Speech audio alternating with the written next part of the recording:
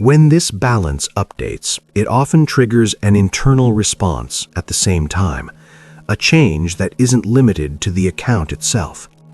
It shows up as a psychological and sometimes physiological reaction, one that can happen automatically before conscious thought takes over.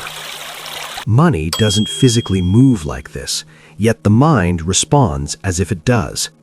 Even small choices can carry invisible weight.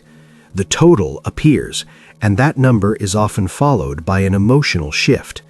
The experience of the transaction can linger longer than the transaction itself, because money isn't processed simply as money, it's processed as something else entirely. The order of this cognitive sequence matters, and it tends to repeat quietly over time. This is a common but often unnoticed feature of financial psychology. On the surface, it appears to be a system of numbers and rules, a model that operates as if emotional factors aren't involved. It assumes financial decisions are always purely rational. In real life, though, financial experiences are often more complex. Numerical information can carry psychological weight. At first, money feels singular, one object with one meaning.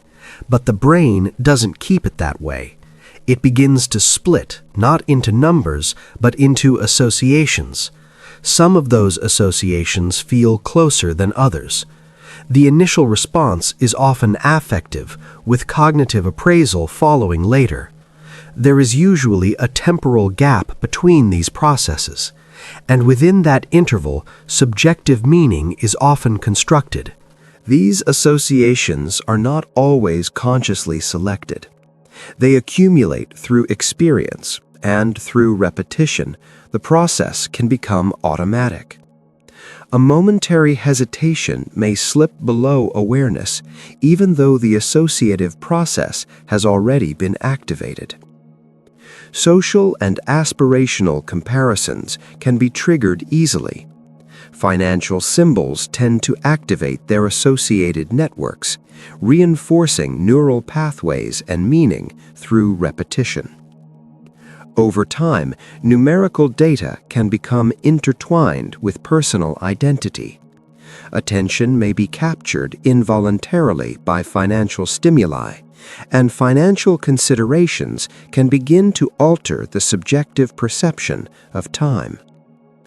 Previous experiences and the meanings attached to them continue to inform present decisions. Cognitive and affective systems often contribute unevenly, with their influence accumulating gradually.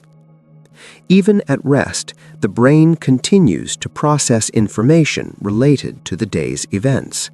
This cognitive system operates continuously in the background, often operating below the level of conscious awareness.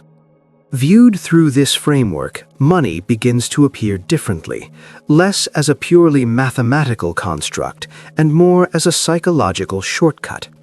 A language of symbols learned through experience, interpreted subjectively rather than remaining objectively neutral.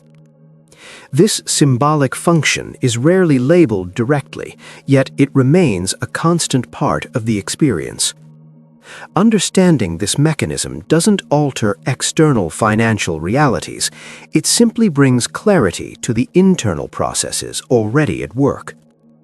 The perceived power of money emerges from these psychological associations.